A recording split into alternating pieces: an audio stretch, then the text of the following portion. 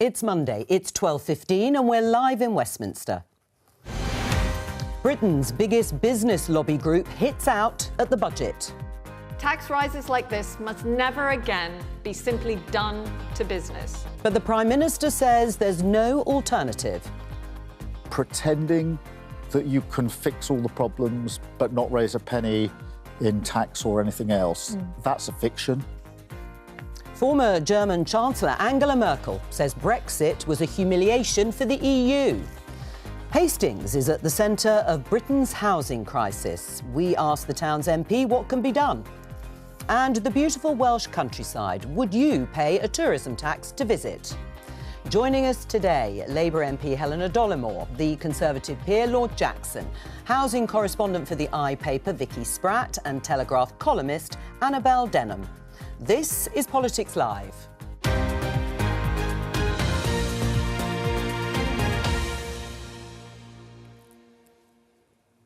Hello and welcome. Today is the Confederation of British Industries annual conference, which brings together businesses and business leaders from across the country. You'll remember in the budget last month, Rachel Reeves, the Chancellor, announced tax rises on employers to the tune of £25 billion, an increase in national insurance contribution for employers. Let's have a look at a couple of the headlines on the CBI's conference day. Budget tax raid will put us off hiring, says bosses. Warning from the head of the CBI, you heard her in the headlines, comes as Labour set to unveil moves to get Britain working. And this is The Guardian headline in response. We had no alternative. Reeves to defend her budget to the CBI. Chancellor is expected to tell business leaders she stands by tax rises and points to Labour's pro-growth policies. My opening question for the panel, I'm going to start with you, Annabel, is she right? There's no alternative to increasing taxes from the legacy they inherited. No, she's not right. And Labour have really overstated how bad the legacy they were bequeathed by the previous Conservative administration really was. They talked about having the worst set of economic circumstances since the Second World War. They didn't. A lot of this is the consequence of political choices that the Labour government have made, such as the bung that they threw to public sector workers directly in the aftermath of the general election, things like increasing overseas climate aid. They have already spent a great deal of money that they didn't necessarily need to. And what I would like to see is them doing more on the spending side of the ledger. Where can we cut public spending so that we don't have to clobber businesses? Because it's not just the tax increases, it's things like the Employment Rights Bill, it's the increase in the minimum wage. And I think we forget too readily how difficult it is to start up and grow a business and take on workers with all the benefits that come from that. I'm going to come to you, Helena, in just a moment. But, Vicky, do you agree with Rachel Reeves that there wasn't really an alternative? Well, there's always an alternative, but everything's a trade-off. The money for public services has to come from somewhere. Very difficult to get a GP appointment, a surgery appointment at the moment. What do we do? What kind of country do we want to be? And I was speaking to a medium-sized business owner last week, and she said, OK, I don't like tax rises for me. I don't like it for what it means for my business, but I also want to live in a country where people can access public services. So I think people are aware that these are difficult choices. Was there an alternative? Of course, there's an alternative. I think the key issue is about honesty and integrity. The Labour Party were always going to win the general election the last 2 years. They could have afforded to be a bit more candid with the electorate and say what difficult decisions they were going to have to take. And I think what people are angry and upset about is not just the ramifications of these tax increases. And incidentally, it's not affecting, for instance, the Scottish Government, because the Labour Government are going to give them a bung to offset this national insurance increase, whilst the burden falls on the private sector. The people are concerned about the fact that Labour were not honest with the electorate before the general election in Although, July. as you know, the Institute for Fiscal Studies said there was a conspiracy of silence on both main parties because the Conservatives hadn't set out what Annabel's just raised, spending cuts, because you couldn't have done what was promised in the manifesto without that if you didn't want to increase taxes. Well, the point Annabel also made, which I totally agree with, is that the figure of 22 billion is a canard, it's nonsense. And the OBR... Yes, it is. No, it's not. And the OBR... It's clearly set out by the Treasury on their website. If I can finish. You the finish and I'll come to OBR Helena. completely blew that apart. Not completely. It's essentially a political decision a campaign point that the Labour Party are making. All right. And it's completely untrue. And more to the point, the electorate don't believe it. Right. Well, Helena, what do you say broadly to what you've heard and the question? We had no alternative, Rachel Reeves says. I think Annabelle and Stuart, with respect, are living in an alternate reality. My constituents in Hastings and Rye are fully aware of the consequences of what the Conservatives did over the last 14 years. Liz Truss crashing the economy, sending mortgages and interest rates spiralling, and they're still paying the consequences of that.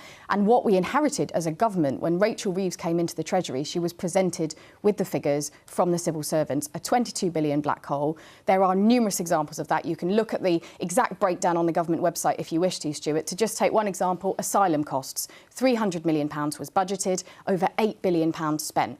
Commitment after commitment was press released and announced and not put into any department budgets. So what this government have done is be honest with the British public. In the budget, we have been very honest about the choices we have to take. We had a difficult set of circumstances that we've inherited from the last government, but we are determined to put this country back on the right setting by fixing the foundations, closing the 22 billion black hole. And yes, that has involved tough decisions like raising the NI rate. But we've been really careful as part of that to ensure that working people don't pay more in their pay slips, that small businesses in my constituency are protected in those changes, and big businesses, like all businesses in our society, need public services to be rebuilt, which is what we're doing in this budget. You didn't have to give a £9 billion bung to your trade union paymasters with no meaningful, comprehensive reform, for instance, in the NHS. Well, we have been really clear, Stuart, that we are reforming the NHS. More cash in the budget for the NHS but you also said no more money for the NHS before reform, and in fact, they've got an awful lot more money. With no actually,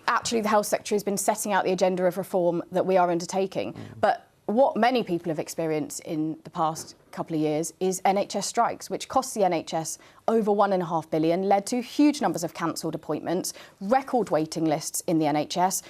The Conservatives wouldn't even meet the junior doctors. We got those strikes ended. We made a settlement with the junior doctors, and we're trying to get the waiting lists down. Let's just pick up on this point of dissatisfaction. You mentioned trust. As I said, there was a plague on both your houses, according to the Institute for Fiscal Studies. But there is a new petition on the Parliament website that has attracted more than 2 million signatures. It's calling for another general election, arguing that the Labour government have gone back on their promises. Keir Starmer was being interviewed on this morning, and he was asked about it. Are you now feeling the pressure? Because I think there's a petition that's currently Your approval online ratings have dropped. 1.9 people who want the election to go again. It's now is it 2 million now? It's now just over 2 million. Do you feel the pressure? Look, I remind myself that very many people didn't vote Labour at the last election. I'm not surprised that many of them want a rerun. That isn't how our system works. There will be plenty of people who didn't want us in the first place. So, look, what I focus on is the decisions that I have to make. Does the government need to pay attention to this? We focus a lot on the popularity of politicians, but I think a lot of the policies that need to be put in place won't necessarily be popular. I mean, let's look at the fact that lots of people can't afford to buy a house. The ways that we need to fix that are not popular. Building, there are lots of people who don't want building in their area, but what's the way around it? What do you think about the petition? Is it meaningful in any way, and should the government take notice? I don't think it's especially meaningful. What it is a reflection of just how unpopular this Labour administration really is, and no wonder, because the British public have been subjected to a farrago of false narratives over the last few months. Rachel Reeves, before the election, knowing that there was a £20 billion black hole in the public finances, said that there wouldn't be tax increases beyond those set out in the Labour manifesto. No ifs, no ands, and no buts. And that's exactly what we've seen. There was a tax triple lock, no raise to VAT, income tax or national insurance. We've just had a £25 billion increase to employers' national insurance, which Rachel Reeves well knows is a tax on jobs, because she said precisely that in 2021 when Jeremy Hunt and Rishi Sunak, 2022, beg pardon, when Jeremy Hunt and Rishi Sunak were looking at increasing it. There will be a debate because it's reached or certainly gone beyond the threshold. What's your reaction to the petition? I think we had the general election 4 months ago. People voted resoundingly in that election for change. And what I hear when I'm out knocking on doors in my constituency is that people recognise the inheritance is very tough. They know we've got very difficult circumstances, but they are absolutely with us in what we're doing to turn that around. They recognise it will take time, but these are not easy decisions to rescue our public services from 14 years of austerity and decimation under the Tories, to get the economy back on the right footing. But we've always been really clear, we'll be honest with the British public. We're not going to do what the Tories is, which is tell people what they want to hear and promise easy fixes. That is exactly what has undermined trust in politics in recent years. But I don't think the kind of change that people wanted was for the productive side of the economy to be squeezed and squeezed and squeezed in order that ever-increasing funds could be poured towards the public sector. Yes, of course, they want an improvement in services, but that can be delivered through reform. It's not going to be delivered if the expectation among those working in the public sector is simply that they'll get more money regardless of whether their output increases. Well, that's actually only one way of looking at it, because there is lots of evidence that shows that investing in public services does stimulate economic growth. Yeah. Building homes, for instance, is a really, really good example of that. Well, the government's not building homes. We're going to come on to housing. Can I just come back briefly as a footnote to the petition? Is there anything extraordinary about the petition or anything worth taking notice of? Only the speed of the unpopularity of this Labour administration, because I'm old enough to remember Tony Blair. You know, Tony Blair was polling in the mid to high 40s at this stage. He had his 5 pledges. He had a coherence. It's a different economic inheritance and a focus. Then, though, wasn't there? Very good conservative inheritance. But the point being that, you know, they had 14 years to prepare for government. All right. And yet it doesn't seem to be that they have got that vision and that drive and the people that Tony Blair had. I hear absolutely no contrition and no apology for the mess that the Conservative Party left us. And I would just say, Annabelle, on the point about businesses, I worked in one of Britain's biggest businesses before becoming an MP. And what business needs in this country is public services that function. All right. The amount of businesses that are paying huge amounts on sick pay because they've got employees stuck on NHS waiting lists, that are reliant on our roads to function and not be riddled with potholes, that are reliant on our schools to equip our young people with the skills they need as a business. But that must not be underestimated. They need the public services to function. They also need a business-friendly environment, which they don't have with this Labour government. Tax has been frozen. Taxes ever increasing and ever more an ever-growing regulatory burden at the same time. I'm going to move us on. Let's have a look at this headline, the Sunday Times. Brexit was a humiliation, and other revelations from Angela Merkel in an extract from her new book, Memoirs. The former German Chancellor tells of her torment over the referendum here and her fascination with the Queen's conversation technique. More of that, no doubt, in the interview that she has done with the BBC's Europe editor, Katya Adler. Let's have a little listen to the interview. You write in your book about Brexit, the UK's decision to leave the European Union, and you describe it as a humiliation for Europe, something that made Europe weaker. 8 years on after the Brexit vote, do you still feel the same way? Ja, natürlich. Großbritannien gehört für mich. Yes, of course. For me, the United Kingdom belongs in Europe. I saw it as very sad and a huge loss. We felt abandoned in a way. We had enjoyed working alongside the United Kingdom. I particularly did. My hope now is that close links can be established, even though the United Kingdom is no longer a member state.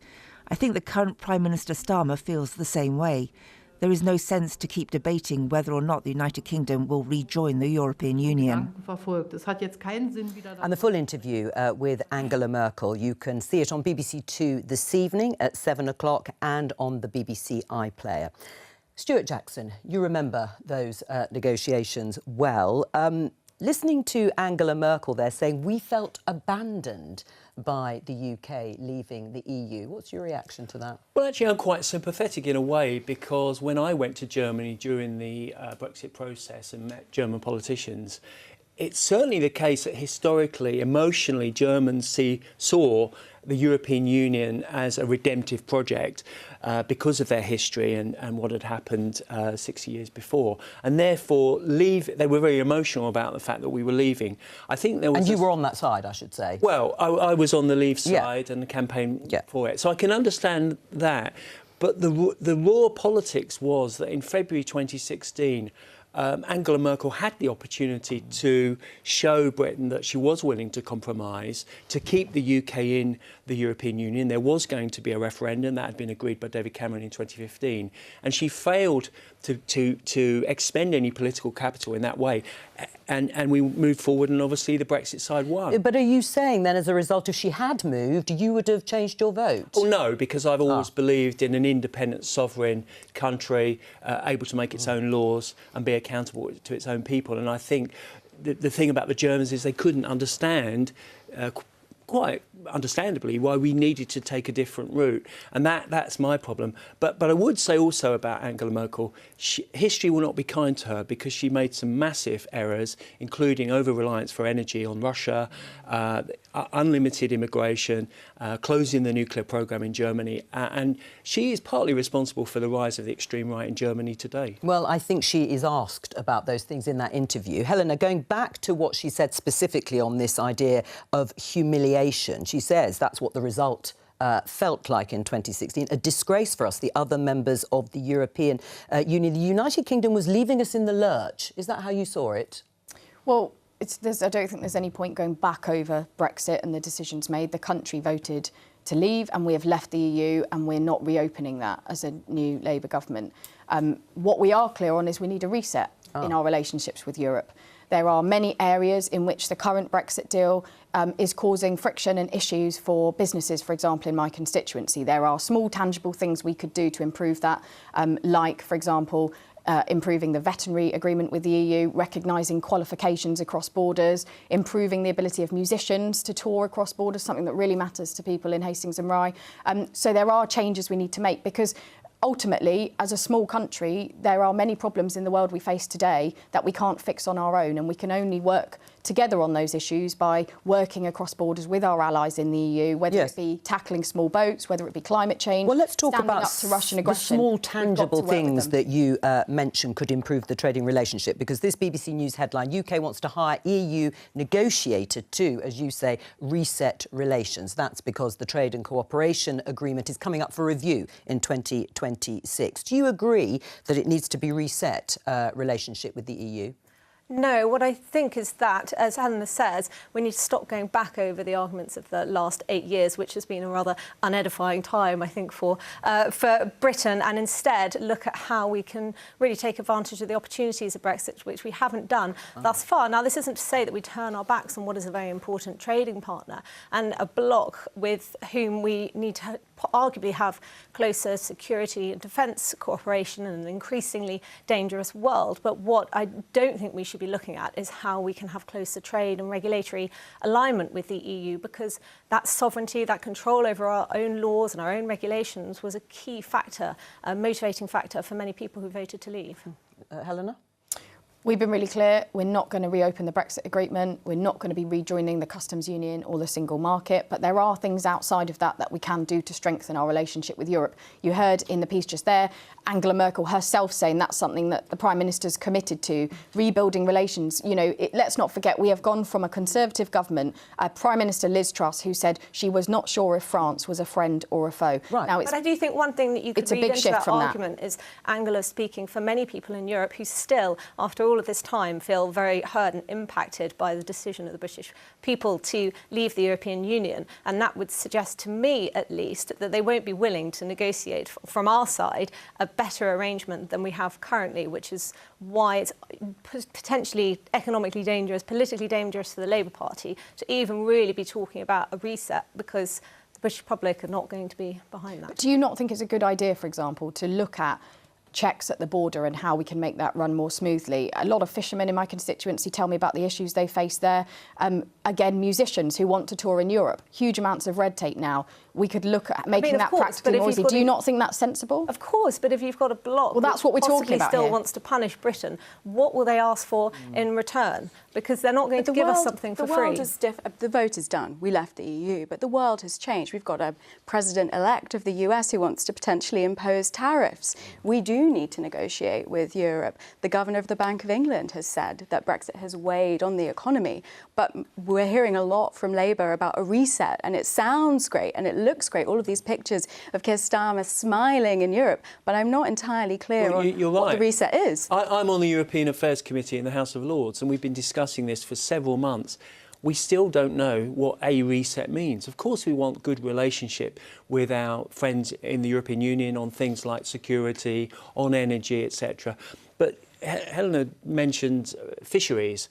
You know, it doesn't take a genius to work out the French are going to want more of our fishing catch, and that's going to impact on your electors. And they're probably also going to want to have some legal jurisdiction over fishery policy. And these are the trade-offs. So Labour, if they are going to have a genuine reset, they have to be candid and honest with people as to what that will mean. It's no good just saying no customs unions, no single market. If you're going to have dynamic alignment with the regulations that the European Union bring forward, you've got to be honest about that as well. And that's not something that you campaigned on or won a mandate on, and it's not something the British people want. It was in our manifesto that we wanted to have a reset with our relationship with Europe and look at some of these tangible things. But does that mean dynamic alignment? Does that mean giving something to the EU? It does not mean joining the economic institutions of the EU, but there are things outside of that that we can look at. I mean, take a couple of weeks ago, for example, we had a new agreement signed with the Baltic states on sharing security information. So people smugglers, it's really important we work with those countries and share intelligence across borders to go after the criminal people smuggling gangs. That's an example of where we can work together. So on trade, nothing? While respecting the red lines of not rejoining the customs union and the single market. And I would just say to Stuart that Brexiteers like himself, the fishermen feel so betrayed by the promises that Brexiteers made to the fishermen. A fisherman in my constituency who I saw recently, he told me I was sat in exactly the same chair that Michael Gove had sat in and promised him that they would get a certain quota of fish that they did not get. So I don't think Stuart should just pretend that this is something that all the people who voted in that way are happy with. And this government's trying to clear up the mess his party left us with the botched Brexit deal that they did. What I'm saying is government is more difficult than issuing press releases. It's about difficult decisions and trade-offs. And I just challenged you on what you would do for your fishermen. It's no good looking in the past at what the Conservatives did. You're in government now. What are you going to do for your fishermen? And you haven't really answered the question. But do you agree to have a veterinary agreement which would then you would have things at the border, you would have to bring in the jurisdiction of the European Court of Justice, so that fish are not stuck at borders with red tape. I'm sorry, but the EU are currently suing the UK on sand eel fishing, which will cut across our policies on marine conservation and biodiversity. They are suing the UK. So it's all very well warm words about friendship with the European Union. At the moment, your fishermen are likely to be fined if we lose the case at the arbitration panel under the trade and cooperation deal by the French. But Stuart, do you agree? But do you agree that fishermen were fishermen told the full extent of what could happen in the Brexit negotiations and in the Brexit deal? No, they weren't, Jo, because we were not in a position where, as we left the European Union, to absolutely understand all the trade-offs we had to do on payments, on Northern Ireland, on citizens' rights and other areas. Right. When it comes to some of the small tangible things that could be done, the UK government's already rejected the idea of a youth mobility scheme, which the EU is proposing. Would you be in favour of something like that, allowing young people to travel, to study, to work for extended periods of time in the EU? I grew up in a period where I was able to benefit from that freedom of movement, and I think that Gen Z are growing up in a very, very different environment. But this country voted to leave the EU, and that means that we don't have that. Keir Starmer has said that we're not going to have it again. And I do wonder for younger voters what they're going to look to this government for and wonder what they're getting out of it. I mean, should it be at least considered? There's no plans to look at it. What do you think about it? We've got to respect the decision that was made in 2016, which was that this country voted to leave the EU. And we've now, as a government, got to work on how we can make that work as best as possible for the people of Britain. Let's talk about housing. It's been mentioned a couple of times already by our guests on the panel. Let me show you this article written by you, Vicky Spratt. Welcome to Hastings, the hidden homelessness capital of the UK. The beauty of this charming seaside town hides a homelessness crisis. And you are, of course, the MP. Tell us about what you found. So Hastings has the highest child homelessness outside of London. We know that the crisis is really bad in London, but along the Kent coast there is a huge, huge, huge problem. And there are children living in temporary accommodation, sometimes for years on end. That's hostels, B&Bs, places that you really, really don't want to be bringing up children. And at the same time, local people have been telling me that they're being evicted by landlords who want to take advantage of Hastings becoming a more desirable place to visit and live, which is great. But not if your home's being turned into an Airbnb or being put on the market so it can be sold to a family who can't afford to live in London and are moving out and upsizing. So I think Hastings is in a very, very difficult position. But those children, they're spending their formative years in temporary accommodation. And for the council, that is costing a huge amount of money. We just have the new national spend figures on temporary accommodation, £2.2 billion a year. It's a mess. What are you proposing as a solution to any of this, Helena? Well, I want to thank Vicky for shining a light on this crisis, because it is a massive housing crisis that we have in Hastings and Rye, and it is children who are paying the price for that. We have the equivalent of about one child in every classroom growing up in temporary accommodation. It's not any place for a child to grow up. But what are the solutions? What we need to do is build more homes. Over the last 14 take years, time. This country has not built enough homes. And so the government is reforming the planning system so we can build more homes, so that we can turn around brownfield sites quicker. There are so many brownfield sites across Hastings that you would have seen, Vicky, when you visited, that could be homes for local families. We also need to introduce more rights for renters. So many of the people who have ended up in temporary accommodation in Hastings, that is causing the council's huge bill in spiralling in temporary accommodation costs, have been evicted under Section 21 evictions.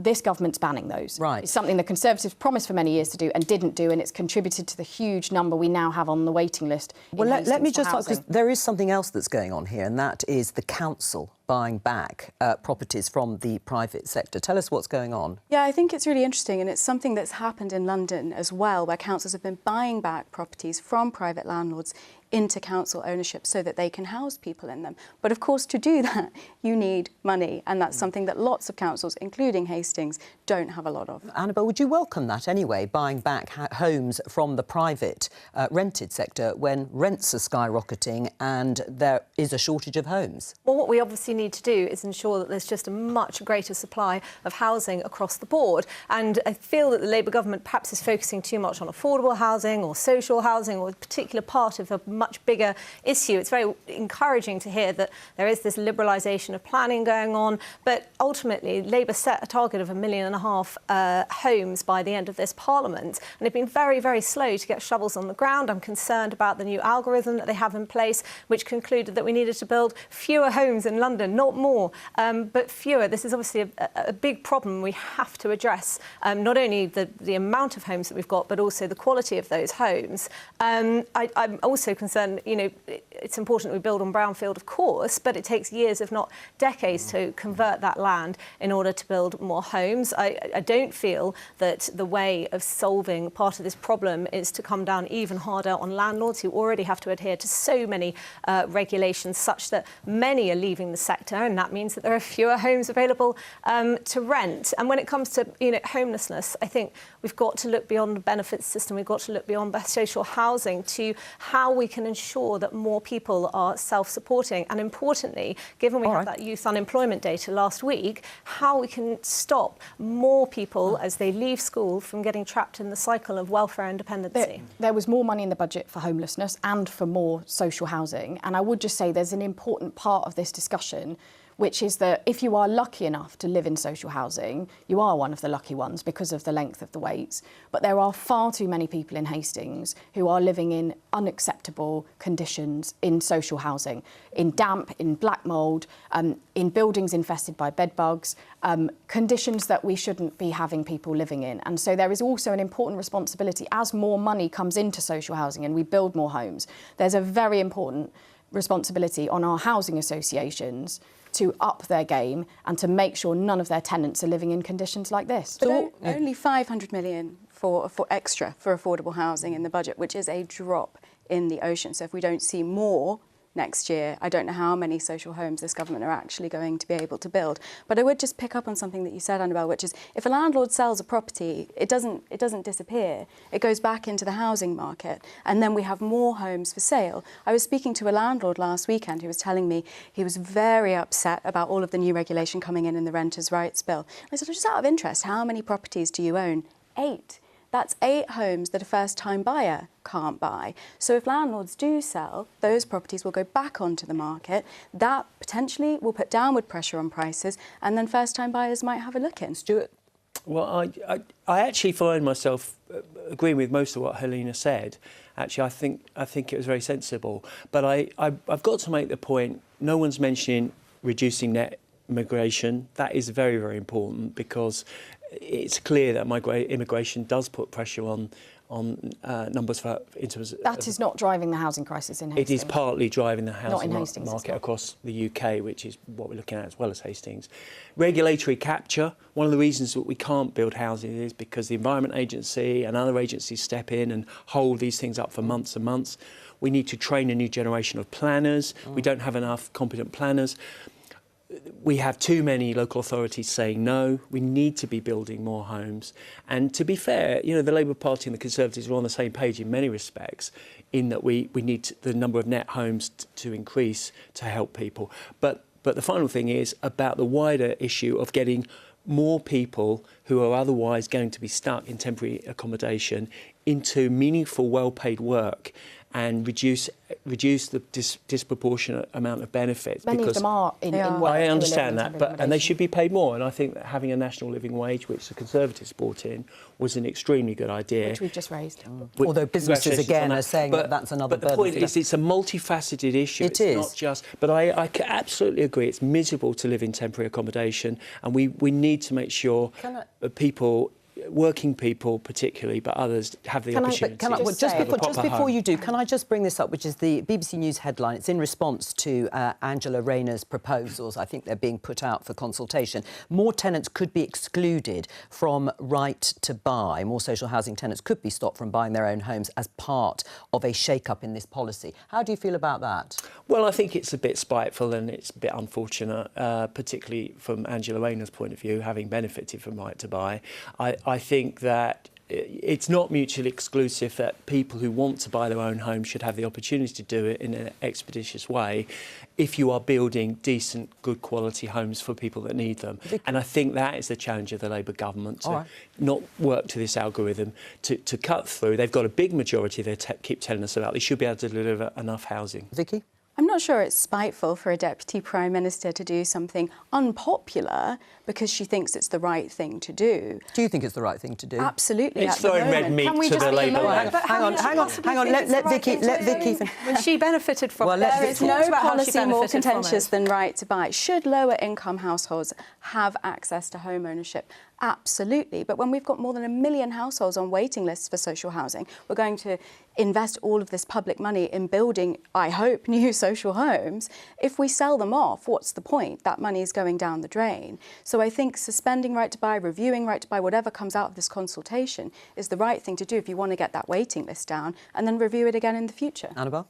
Well, as I say, I find it extraordinary that Angela Rayner, who herself benefited from right to buy... But if you put that aside, what about the policy itself? I'm very much in favour of right to buy. I think it gives people a stake in our society. I think it gives them security. It incentivises them to make improvements to their own homes, which could be beneficial in the longer term, gives them agency. And I'm surprised that this is something that Labour want to tinker with. Just to the point about landlords, who are possibly the most maligned group in Britain today, they do actually play a really important role in providing lower cost accommodation for people who can't afford to get onto the housing list, which many people... but that's partly because we've got very low supply. Only recently. Because they've got a lot of regulations to deal with. But they're also very beneficial for people who perhaps could afford to buy their own homes. One of the massive but they want to live in a different area. One of the massive issues we faced in Hastings is people evicting tenants under Section 21s only for that same property to then be leased to the council for temporary accommodation at the cost to the taxpayer. So there has been some unscrupulous behaviour by landlords in this respect. But they're not breaking a contract, those landlords. But that is making money out of the taxpayer. And then they're deciding, for it's whatever making money reason, out of the taxpayer. that they would like their own property back to themselves. What I would say, on right to buy, I think there's a lot of misinformation about exactly what Angela Rayner has said here. She has said that we want to protect right to buy. It's really important for social mobility that everyone has got the right to own their own homes. What the government did in the budget is change the rules so that the receipts, the money from people who do buy their own homes under that, goes back to councils so it can do things like exactly what Vicky said about buying up properties to be used for social rent. Just before we move on, you mentioned the poor condition of a lot of accommodation in Hastings and probably elsewhere. What did you make of Jazz Atwell, the Labour MP, properties that he owns? I think he owns the largest number of properties as a landlord in Parliament. Answer everywhere. Labour MP's tenants reveal conditions of flats. He's apologised subsequently. But how did you feel about that? He's apologised, he said he's going to put it right, and he's also supporting the Renters Reform Bill, which is the biggest expansion of renters' rights in a generation. It will, for the first time, give private rented tenants the same rights as social housing tenants. But were you shocked by the revelations? It was a BBC investigation that found a shocking condition of his flats. I was shocked to hear people are living in conditions like that, but Jazz has said he's going to put it right, and I take him at his word on that. I think there's a wider issue here about the conditions that people are left in, whether it be social housing or private rental, and the impact that has on their health. Families who are trying to bring up kids in these conditions, the impact that has on those children's life chances, the impact it causes on their health. I've met many residents that black mould is having an impact on children's health, and the NHS is seeing the consequences of that. So it's something we have got to fix as a society. Well, and we're going to talk about housing again tomorrow. So important is it as an issue, a political issue? On tomorrow's programme, we'll be looking at housing in Scotland, where a law ending no-fault evictions is in place, but problems for tenants and landlords persist. I'm going to welcome Mark Drakeford, the former First Minister of Wales. Hello to you, and the Welsh Government's Finance Secretary. Just before we talk about the tourism tax and the proposals, Mark Drakeford, can I talk to you a little and show our viewers some of the devastation from the flooding that has taken place across parts of Wales as a result of Storm Bert over the weekend, and there are still 2 severe flood warnings in place. Did you do enough to protect from flood damage when you were First Minister? Well, what you won't see in those pictures, which are very sad and very difficult pictures for those affected, are the thousands of homes that are not affected because of all the work that has gone on in flooding prevention, working with all local authorities and others. So there's been a massive investment in Wales. It's the nature, sadly, of the valleys of South Wales, steep-sided, narrow-bottomed. When you get a month's worth of rain in 48 hours, there's nowhere for that rain to go other than into the river. And we're living in an era of extreme weather events, which is having its impact in Wales. We'll do everything we can to help those people affected and go on protecting even more properties into the future. Do you think more money should be committed, though, now? Well, I don't think the issue is simply one of money. There is a lot of money that's being invested in flood prevention. Sometimes technical solutions are just very difficult to find when you're faced with extreme weather on the one hand and the nature of the terrain on the other. So we continue to look for innovative solutions. Sometimes it does mean that people may have to relocate to somewhere that is less dangerous in an era of climate change. And the money, where that is necessary, has been made available. Let's talk about this tourism tax that's being suggested, the proposals. What are you publishing today? Publishing today our plan to introduce a visitor levy here in Wales, a permissive power for local authorities who choose to use it to be able to attach a small amount of cost to overnight stays, people staying in visitor accommodation, so that those funds can be reapplied to support the tourism industry in those localities. How much are we talking about? If not a precise figure, what's the sort of ballpark? Could you say a small charge? We're talking about around 75 pence for people staying in caravans and in hostels, and about £1.25 for people staying overnight in hotels. You'll have seen, no doubt, some reaction from businesses who say it will harm tourism. It will have the opposite effect. What do you say? We're showing a headline here, BBC News. Tourism tax may harm businesses, says Bluestone boss. That's of a national park. What do you say in response to that? Simply don't agree. The evidence from around the world does not support such assertions. Tourism levies are becoming commonplace around the globe, and not just elsewhere. They're used in Manchester, they're used in Edinburgh. There are other parts in Scotland and in England that have plans to introduce them. They become just an ordinary part of the cost of visiting somewhere. The cost is very modest, but it means that visitors are making that contribution to ensuring that the things that make those areas attractive in the first place go on being attractive into the future. All right, Mark, we have guests here in the studio. What's your reaction? Do you favour a tourism tax, Annabelle? No, I don't. Wales has become a petri dish for some of the nuttiest ideas over recent years, such as massive subsidies on the railways and anti-racism action plans and 20-mile-an-hour speed limits. And this other parts of the UK do it too, or certainly thinking about it.